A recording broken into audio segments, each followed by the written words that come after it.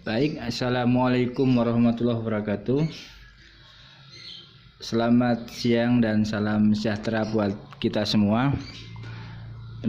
Perkenalkan, nama saya Adi Sulistyo. Saya ingin menyampaikan makalah tentang menggagas green marketing strategi UKM batik di Kota Surakarta. Terima kasih kepada Ibu dosen, Ibu Megawati Simanjuntak dan teman-teman semuanya.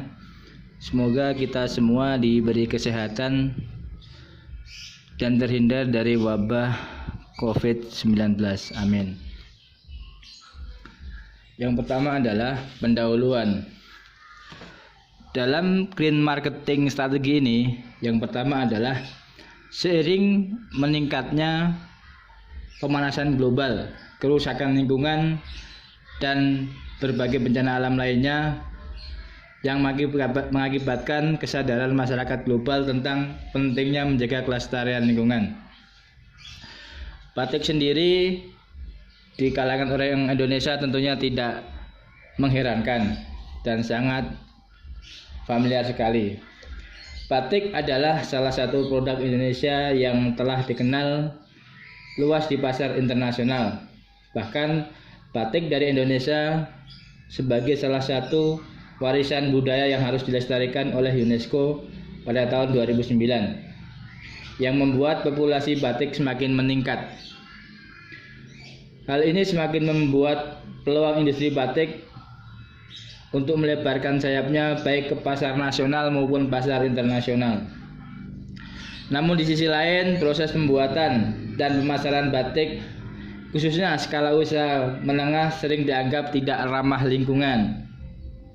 Bahkan bahan baku batik yang sebagian besar dari bahan kimia, proses pembuatan yang kurang mengabaikan sisi kebersihan dan keselamatan karyawan maupun pembuangan limbah tanpa melalui pengolahan limbah yang terlebih dahulu. Yang kedua adalah Solo. Kota Solo adalah kota yang sangat ramah terhadap batik, bahkan sangat terkenal sekali, yang berada di Jawa Tengah, yang merupakan salah satu kota wisata yang cukup terkenal di bidang batik selain Pekalongan dan Cirebon. Di sisi kedua adalah bisnis. Bagaimana kita mendongkrak bisnis tentang batik, meningkatkan ekonomi sebuah wilayah, sebuah kota dengan memperhatikan isu-isu lingkungan, yaitu bagaimana kita produksi memperhatikan dari on proses sampai proses akhir. Yang keempat adalah pariwisata. Bagaimana sebuah pariwisata itu menjadi daya tarik tersendiri dalam sebuah kota, karena sebuah kota itu biasanya mempunyai ikon-ikon tersendiri. Mungkin Solo dengan batiknya, Jogja dengan Malioboro-nya, Pekalongan juga dengan batiknya, dan masing-masing batik mempunyai ciri khas masing-masing. Tidak lebih dari itu, kita juga harus memperhatikan lingkungan. Jangan sampai kita membuat sesuatu tanpa memperhatikan lingkungan sekitar. Nah, ini kawan-kawan adalah karakteristik pelaku UKM batik di Solo. Yang pertama adalah, jika melihat karakteristik pelaku di sini, wilayah Solo yang membuat batik itu ada dua, yaitu Laweyan dan Kauman. Laweyan ada 37% dan di daerah Kauman sebesar 63% dari karakteristik ya. Kalau dari gender kita bisa melihat, yang pertama, kebanyakan yang pengusaha batik di wilayah Solo adalah kaum wanita sebanyak 52% dan sisanya kaum pria sebanyak 48%. Dari pendidikan kita bisa melihat paling banyak pengusaha batik di Kota Solo adalah S1, yaitu sekitar 38%, disusul dengan SLTA sebesar 30%, dan yang terakhir adalah S2 atau Magister sebesar 3%. Bila kita lihat dari usia pemilik, rata-rata pemilik di batik di Solo itu paling tinggi usianya antara 31 sampai 40%, yaitu sebanyak 32%. Yang berusia 41 sampai 50 tahun itu sebanyak 29%.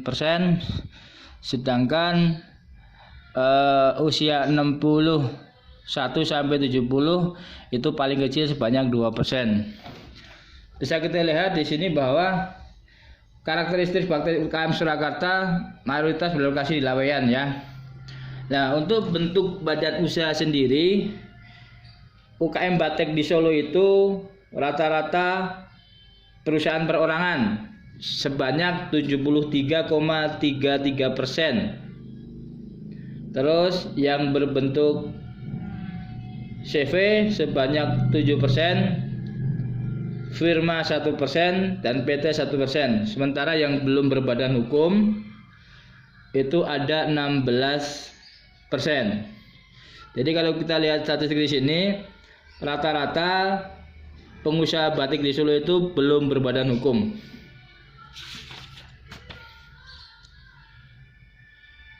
Bahkan kalau kita kenal di istilah pemasaran di wilayah perkampungan, mereka itu berpikir pada learning by doing. Jadi dia itu belajar karena bisa itu karena sering melakukannya. Nah, ini sekarang kita bahas masalah green marketing strategi dan eco Solo Batik City. Batik Solo itu sejarahnya cukup panjang, yaitu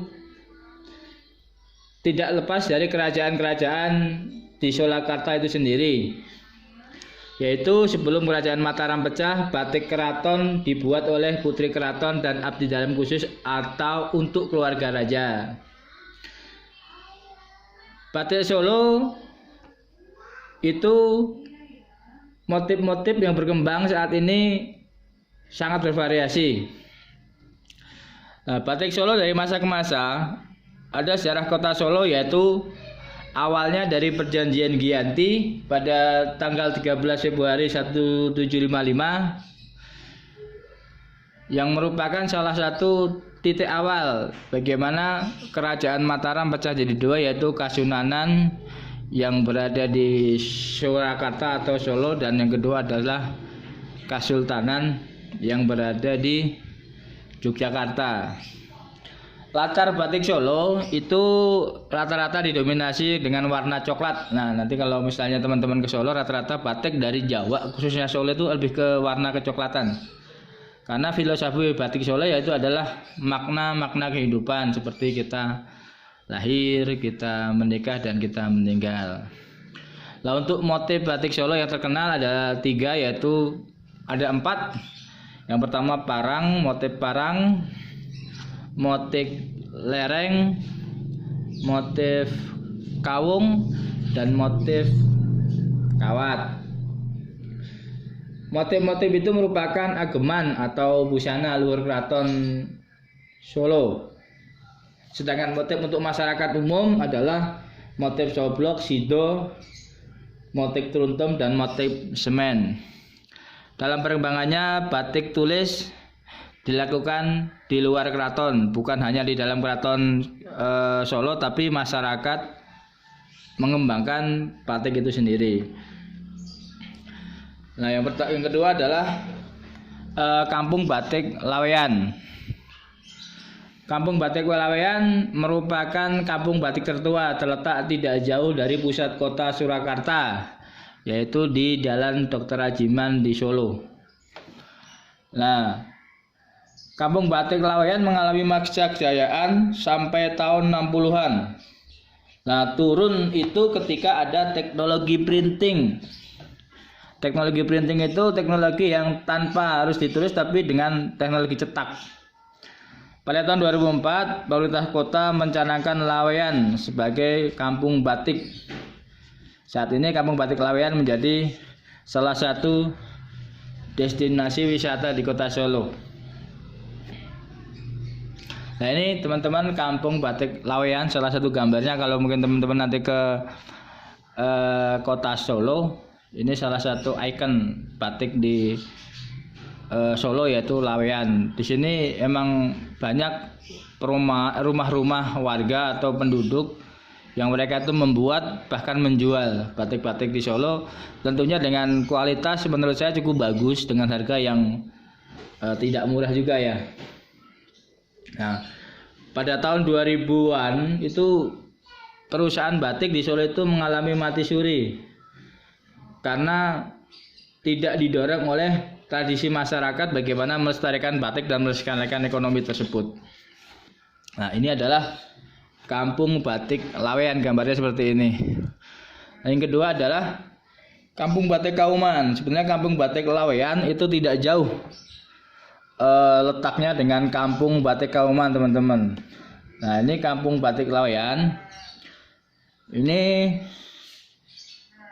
juga menjadi salah satu pusat batik tertua di kota Solo yang tidak jauh dari Jalan Slamet Riyadi. Itu jalan utama ketika kita masuk kota Solo dari Kartosuro, itu langsung masuk Slamet Riyadi, tinggal kita belok kanan itu langsung masuk batik Laweyan. Nah, batik Kauman ada 3 jenis batik yang menjadi andalannya. Yang pertama batik klasik, batik pakem, dan batik cap atau batik tulis. Nah, sampai 2016 terdapat 40 produsen batik di Kampung Kauman. 2016 itu ada 40 produsen batik. Jadi kalau teman-teman ke sana sekitar 40 toko atau produsen yang memproduksi batik di daerah Kauman, Surakarta. Terus lanjut kita membahas green marketing strategi.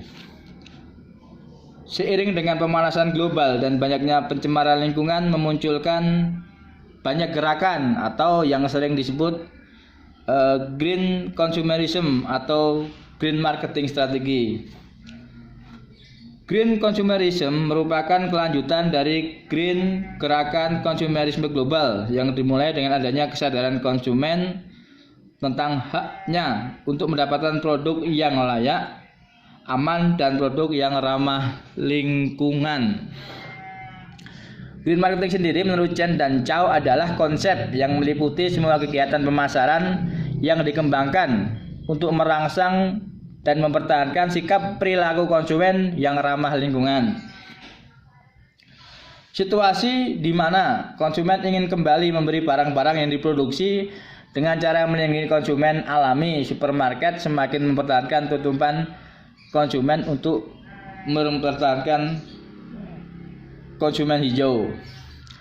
Green marketing adalah salah satu konsep marketing etik yang menghubungkan antara pemasaran dengan isu-isu lingkungan. Jadi teman-teman, pokoknya green marketing strategi ini bagaimana kita menciptakan sebuah produk, itu produknya ramah lingkungan dari awal sampai ke tangan konsumen itu tidak membahayakan bagi lingkungan atau mengurangi polusi. Green marketing etik merupakan salah satu konsep yang sudah cukup lama berkembang yang menghubungkan antara pemasaran dan isu-isu lingkungan. Green marketing mengacu pada usaha organisasi untuk memproduksi, mengemas, mempromosikan, dan menjual produk yang sesuai dan dapat diterima oleh individu dan lingkungan, yang mencakup berbagai kegiatan termasuk modifikasi produk dengan tujuan memberikan produk sehat, ramah lingkungan, aman, dan bergizi buat konsumen. Ada beberapa riset-riset green marketing terdahulu. Yang pertama adalah green marketing itu bagaimana memuaskan pelanggan yang sadar lingkungan dengan mempromosikan produk yang ramah lingkungan. Jadi pelanggan itu ketika dia tuh pengen membeli produk, dia tuh tahu bahwa produk ini itu produk yang ramah lingkungan atau produk yang gak ramah lingkungan. Itu merupakan kesadaran sebuah produk yang akan terbenak di benak pelanggan. Namun ditemukan juga sebagian pelanggan mengalami kesulitan dalam membedakan green produk atau produk biasa. Makanya harus ada edukasi kepada pelanggan ini green product atau produk biasa yang enggak green product. Nah, pandangan kedua itu menyatakan bahwa bauran pemasaran dan bauran green strategi serta efisiensi ekologis. Jadi pemasaran tradisional dan bauran green strategi serta efisiensi ekologis itu sangat berpengaruh terhadap perilaku konsumen. Yang ketiga adalah bagaimana kita menyatukan green customer dan green marketing mix, namun menyatukan juga aspek manajemen lainnya green product dan daur ulang itu sendiri. Nah, dari pengertian-pengertian di atas itu dapat disimpulkan bahwa green marketing mengandung beberapa poin penting, yaitu organisasi atau perusahaan melalui aktivitas. Yang kedua, aktivitas pemasaran. Dan yang ketiga adalah aktivitas yang memberikan dampak minimal pada kerusakan lingkungan. Nah, apa yang dimaksud dengan ekobatik? Ekobatik adalah batik yang ramah lingkungan, yang dalam proses pembuatannya berbasis pada produksi bersih. Nah, apa itu produksi bersih? Produksi bersih adalah strategi pengolahan lingkungan yang bersifat preventif, terpadu, dan diterapkan secara terus-menerus pada setiap kegiatan dari hulu ke hilir yang terkait proses produksi, produk, dan jasa untuk meningkatkan efisiensi sumber daya alam, mencegah terjadinya pencemaran lingkungan dan mengurangi efek limbah sehingga keselamatan manusia dan lingkungan dapat terjaga.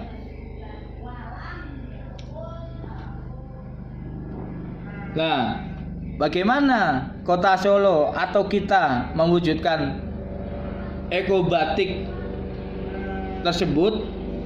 Yang pertama, kita mengenal istilah 5R. R yang pertama adalah rating.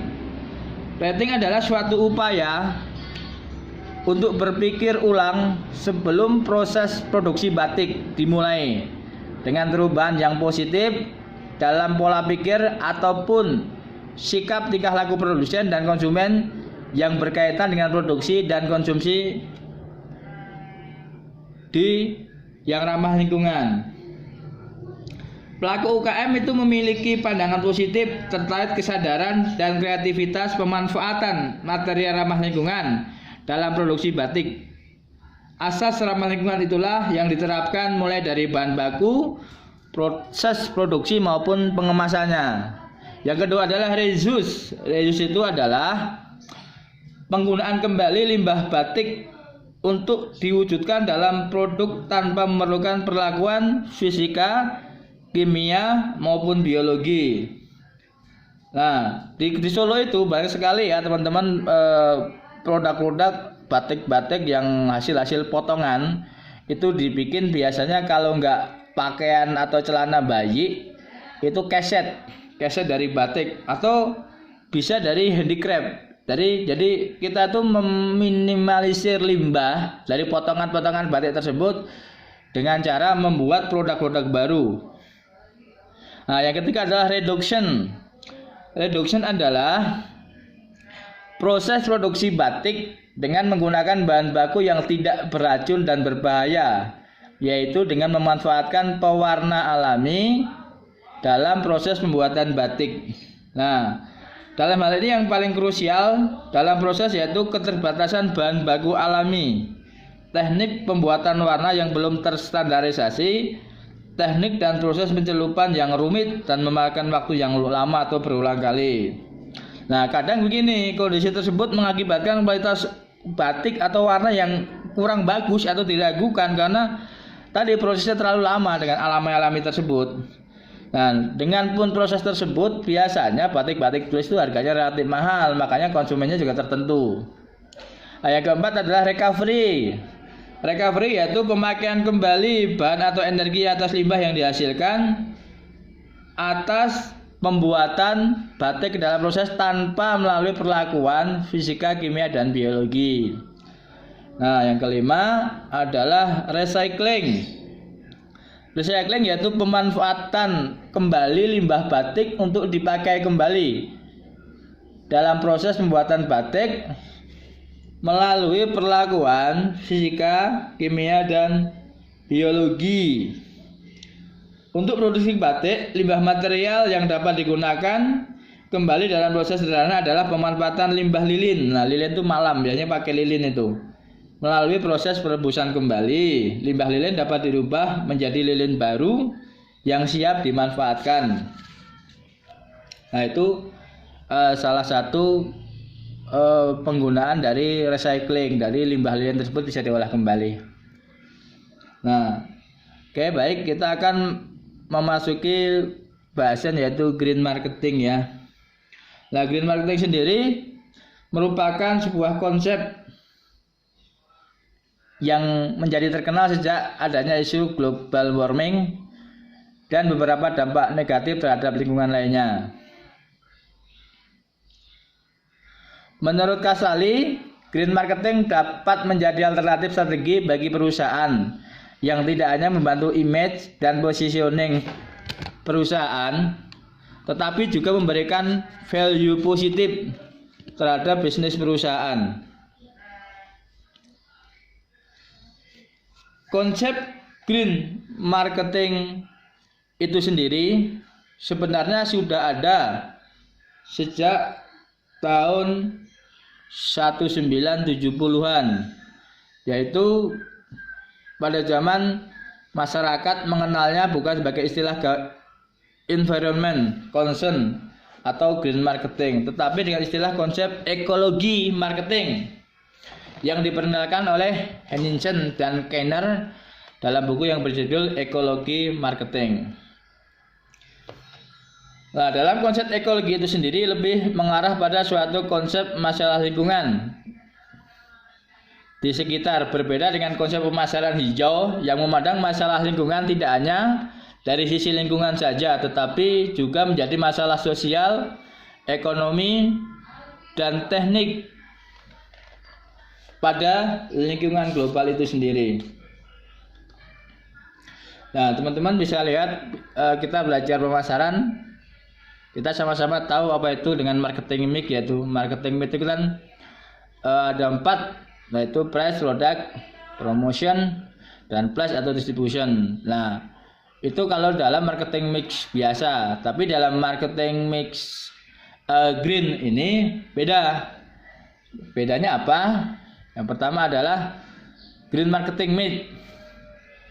Green marketing mix itu adalah memanipulasi atau modifikasi melalui 4 bagian dari bauran pemasaran produk, harga, promosi, dan distribusi untuk menjual produk kepada pelanggan dan pelayanan yang ditawarkan dari keuntungan unggulan, pemeliharaan lingkungan hidup yang dibentuk dari pengurangan limbah. Ini teman-teman, poinnya adalah pengurangan limbah, peningkatan efisiensi energi, dan mengurangi pelepasan emisi beracun.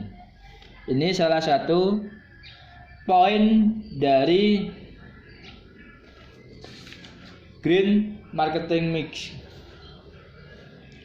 Nah, yang pertama adalah green products. Nah, tadi kan produk, kalau marketing biasa kita pakai green product, yaitu produk yang tidak membahayakan bagi manusia dan lingkungan, hemat sumber daya, tidak menghasilkan sampah yang berlebih, dan tidak melibatkan kekejaman pada binatang.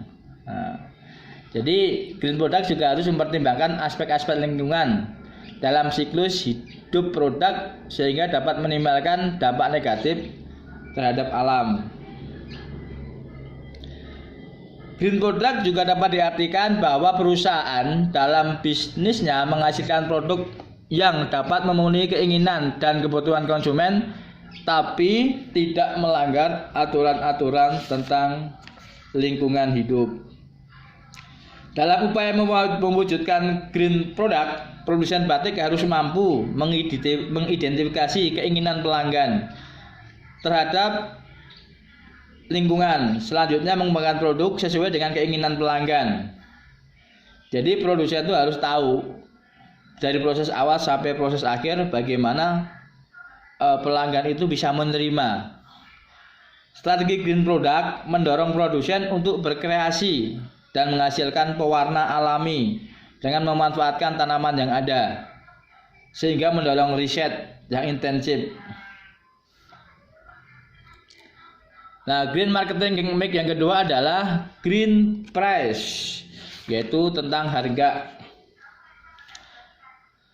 Harga memiliki harga yang relatif mahal dibandingkan produk sejenis yang tidak berkonsep pemasaran hijau, itu menurut Al-Bakri 2007.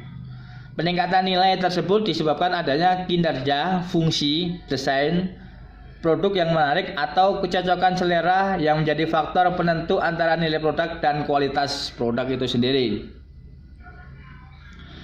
Dari keseluruhan produk green marketing mix, green prix paling menonjol.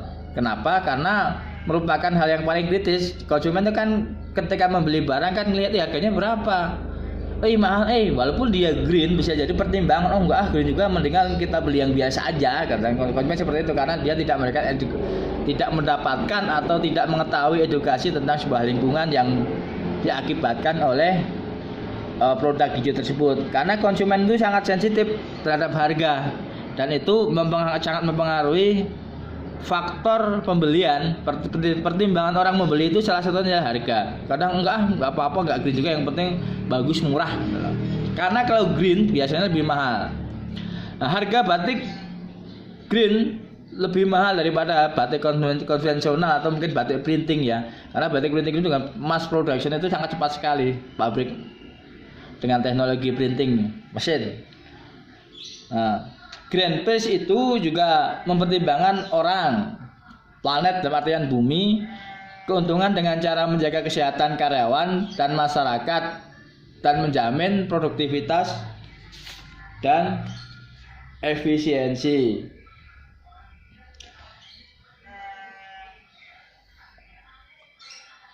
Lanjut yaitu tentang green distribusi atau bagaimana kita membuat distribusi channel itu yang hijau.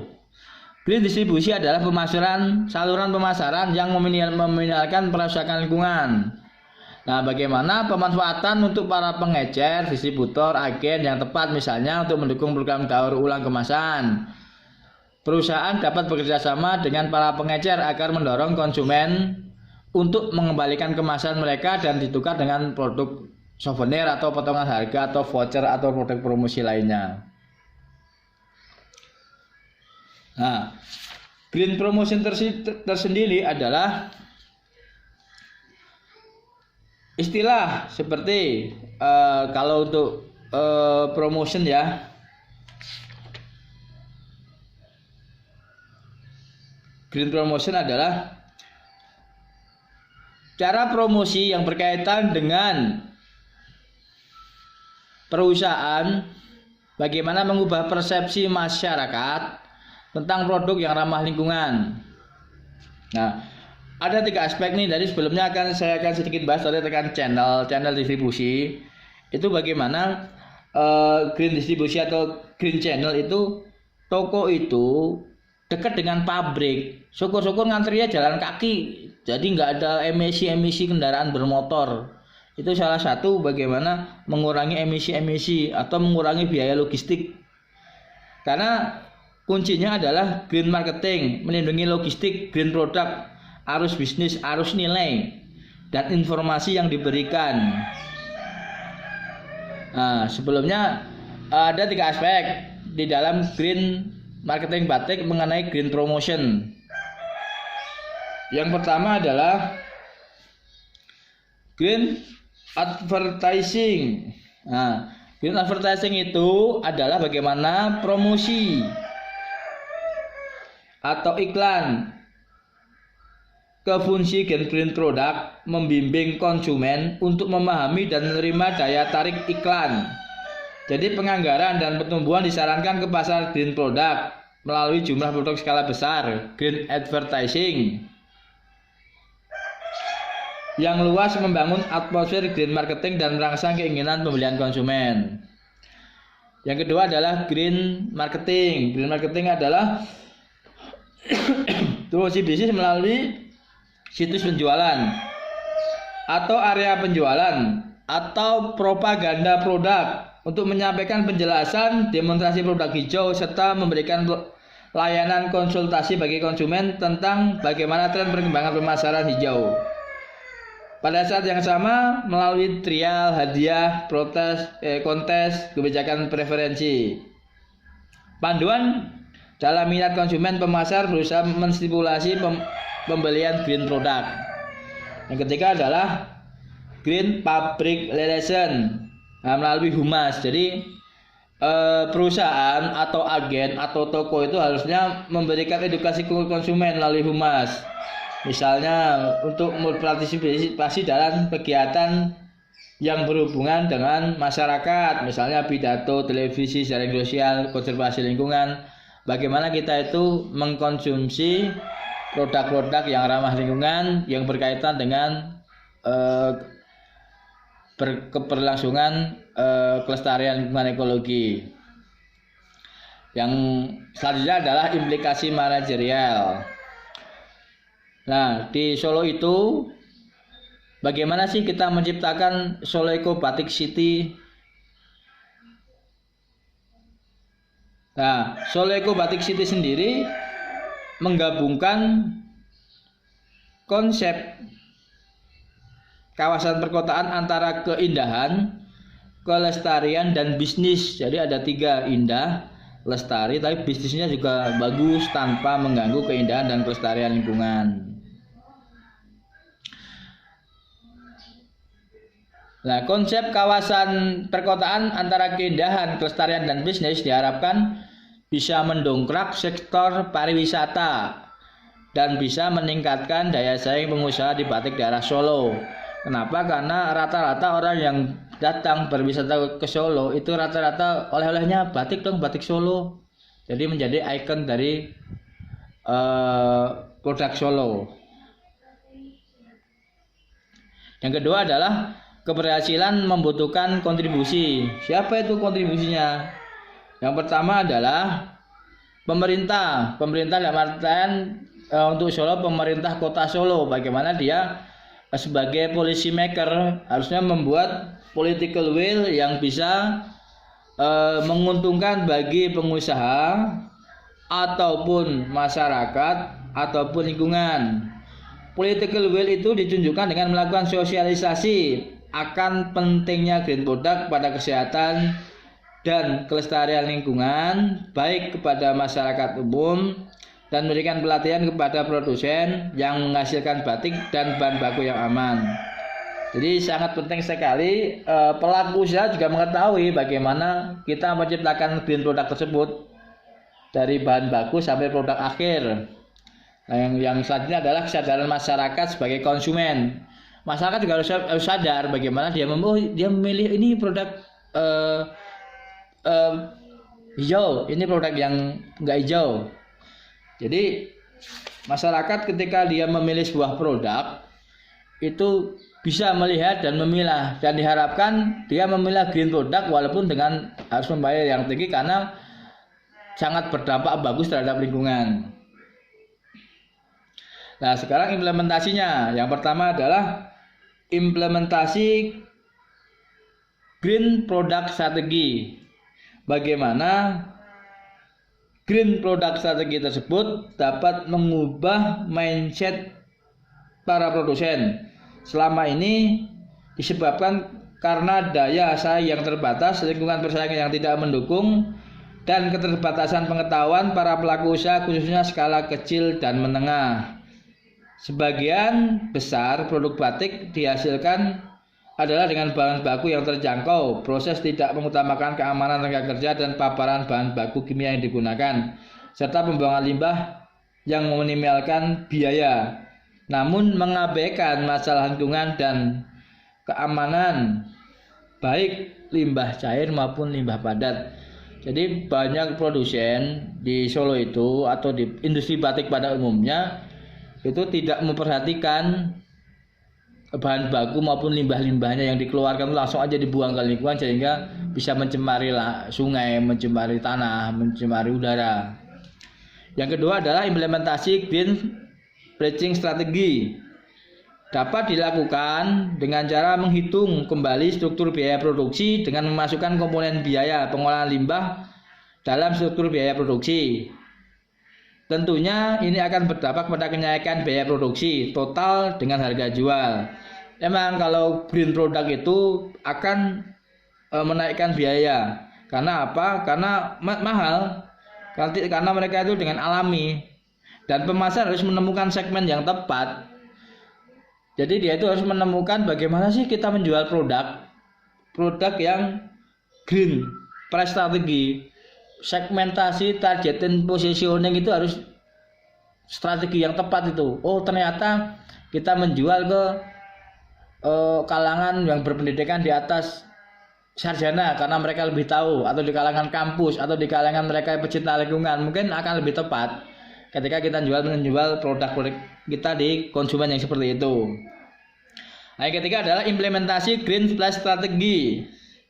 Ini dapat dilakukan dengan cara memilih lokasi produksi dan lokasi outlet pada tempat yang sama atau paling tidak berdekatan untuk meminimalkan penggunaan media transportasi lagi.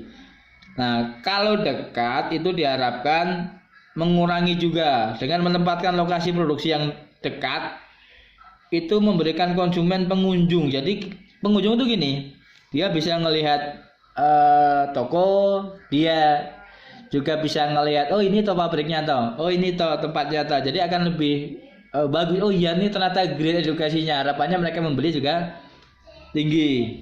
Yang keempat adalah implementasi green promotion strategi. Dapat dilakukan dengan memberi pelatihan kepada produsen atau tim promosi untuk dapat mengimplementasikan bauran green promotion dengan tepat. Nah, keberhasilannya bagaimana? Keberhasilannya adalah mengimplementasikan green advertising, green marketing, dan green public relation yang tepat. Sangat dibutuhkan oleh tim promosi yang kuat, karena dengan tim promosi yang kuat itu bisa mengakibatkan produk tersebut penjualannya bagus. Nah, pendekatan komunikasi pemasaran terpadu atau pendekatan holistik bisa menggunakan dengan eco label. Jadi di batik itu ada labelnya eco label. Nah, itu bisa memberikan edukasi kepada konsumen mengenai dampak sosial dari sebuah keputusan pembelian yang mereka lakukan. Nah, terakhir yaitu kesimpulan adalah bagaimana green marketing strategi itu menghasilkan produk yang aman bagi manusia dan lingkungan, baik produk maupun proses. Yang kedua, industri batik selama ini belum go green. Yang ketiga, perlu political will dari pemerintah untuk mewujudkan Eco Batik City. Terima kasih. Demikian tadi tentang kesimpulan bagaimana menerapkan Eco Batik City di Kota Solo.